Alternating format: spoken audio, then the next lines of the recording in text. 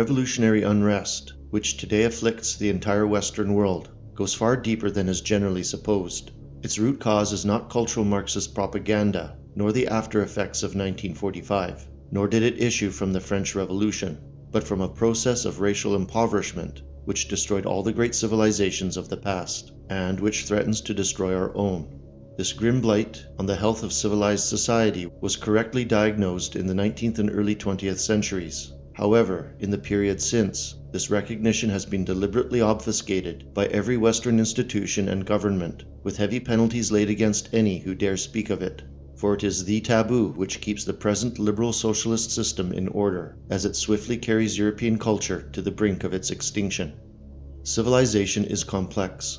It involves the existence of human communities, characterized by political and social organization, dominating and utilizing natural forces, adapting themselves to the new man-made environment thereby created, possessing knowledge, refinement, arts, and sciences, and composed of suitable individuals capable of maintaining this elaborate organic arrangement and of handing it on to a qualified posterity. This common understanding leads one to the conviction that conservative, steady forces build civilization, while liberal, subversive forces tear it down.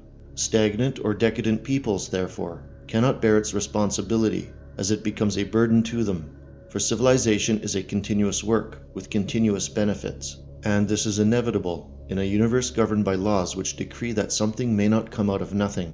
Civilization follows these laws. It is not a cause, but an effect of sustained human energy springing from a creative biological urge that is fundamentally conditioned by race. And because the foundation stones of high civilization are established by culture, and because culture and race are interlinked, civilization cannot be created nor sustained for very long without the latter pair.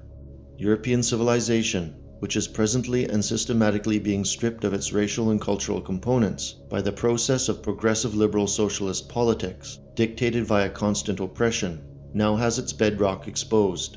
Once this foundation is excavated, however, it cannot be rebuilt or manifested ever again, as the native racial group capable of doing so will no longer exist.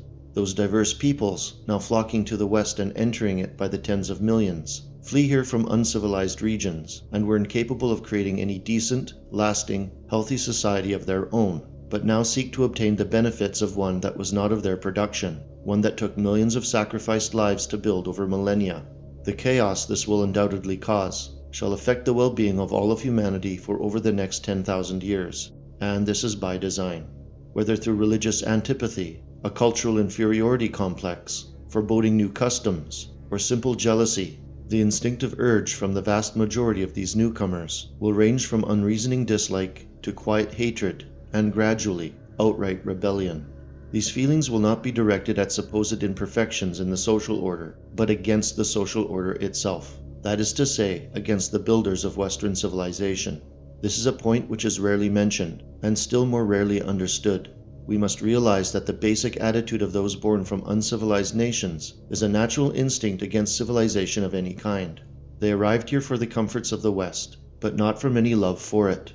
And it is in these newcomers, led by a few traitorous commissars, that the liberal socialist complex invests billions of Western tax dollars to socially and politically equip them as a competitive, standing population against which the native Europeans cannot contend, as the rules of the game are deliberately stacked in favor of these people, with financial and institutional support, unfair diversity quotas in labor markets and community groups, and the corporate public targeting of successful European associations as being privileged. Thus, the liberal socialist order intends to recreate the Western world in their own decadent, unprincipled image. By using an influx of 100 million undermen, with many millions more on their invitation lists, this coterie hopes to racially impoverish Europeans with new livestock, to fabricate an anarchic, civilization-breaking human type. The end result will be the demonization, diminishment, and eventual decay of European peoples and their cultures altogether, the final insult being that the pyre upon which they will be burned shall be the very civilization that they themselves created.